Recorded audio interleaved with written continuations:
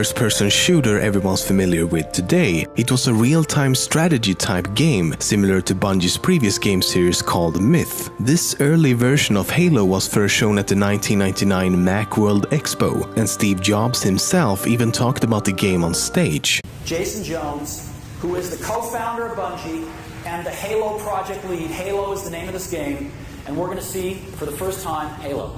The next public reveal would be at E3 in 2000. At this point, it was no longer an RTS game. Instead, Halo now featured a third-person perspective.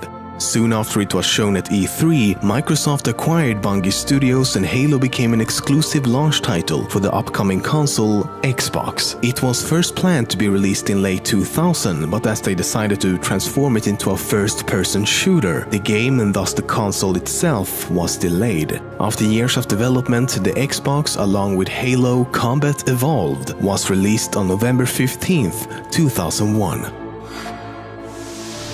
There was a planned Halo game simply called Halo DS. Much like the name implies, the game was planned to be released on the Nintendo DS. In 2007, IGN even played a short demo of the game which showcased features like dual-wielding weapons among other things. However, due to licensing issues, the game was cancelled and there are no plans to ever release it to the public. When Halo 2 was initially released for PC, modders quickly found game files with the file extension AS. What they also found was that sometimes when you tried to edit these files, this error message would be displayed. Apparently, some developers at Bungie thought the file extension AS was hilarious and had to include an actual ass in the game files. However, this innocent prank actually caused the game to be delayed, as Microsoft now had to apply a new rating to the game that included partial nudity. Basically, Halo 2 was delayed because of an asshole.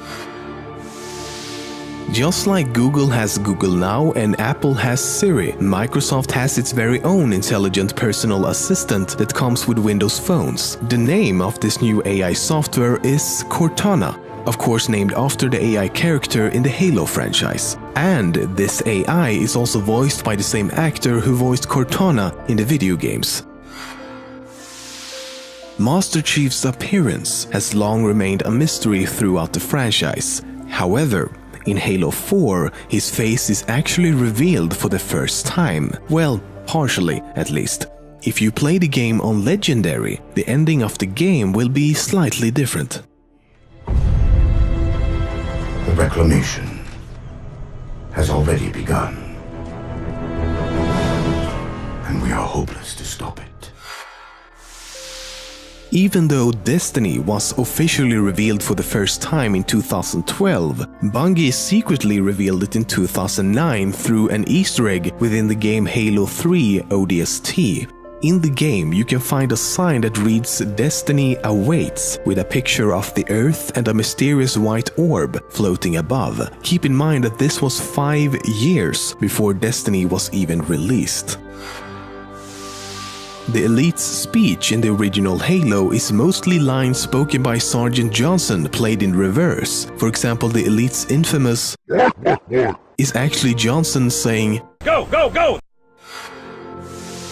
On the same day that the first trailer for Halo 2 premiered back in 2004, members of the gaming community received jars of honey in the mail. On the jars were a link to the website ilovebees.com, and observant viewers of the trailer could spot the same link at the end. The address would lead viewers to a beekeeper's website that appeared to be hacked in some way with a countdown at the bottom of the page. People soon figure out that the website contained a list of coordinates for various locations across the US. At each of these locations, a payphone could be found which would start ringing when the countdown reached 0. If you picked up the phone, a voice would ask you a bunch of questions about Halo, and if you answered them correctly, an audio clip could be heard repeating over and over again. Once enough people had done this, a number on the website would reach 777 and the game was over. Now, after all of this, as a reward, participants were given access to play Halo 2 multiplayer before its release. Basically, all of this was one of the most elaborate marketing campaigns for a video game ever. Bungie is for whatever reason obsessed with the number 7. In fact, they have something called Bungie Day, which is celebrated on July 7th or the 7th day in the 7th month of the year. Because of this, it can be found repeatedly in the Halo franchise, and I really mean repeatedly. For example, 7 active Halos, 7 terminals in Halo 3, Master Chief's ID number is 117. John 117 consists of 4 letters and 3 numbers, 7. Slip Space consists of 7 dimensions. The Chinese and Japanese character for the number 7 can be found on the M6D pistol. In Halo 2 there are 7 Covenant races, 7 Covenant vehicles and 7 drivable vehicles overall. The ship Forward Unto Dawn has a star with a 7 in the middle. 7 triangles on the battle rifle. The announcement trailer for Halo Reach was 77 seconds long, or 1 minute and 17 seconds, a reference to Master Chief's ID number 117.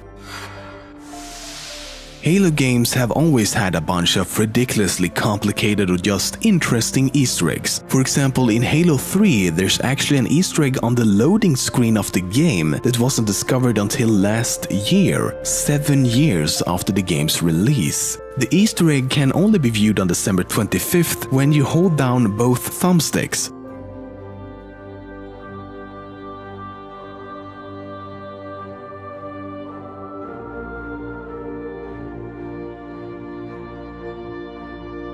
In both Halo 2 and Halo 3, there's an Easter egg featuring a real-life photo of a man in shorts. The guy in the photo is actually Bungie co-founder Jason Jones. In both Halo 3 and Halo 3 ODST, you can find hidden characters in various locations that look like monkeys or cavemen.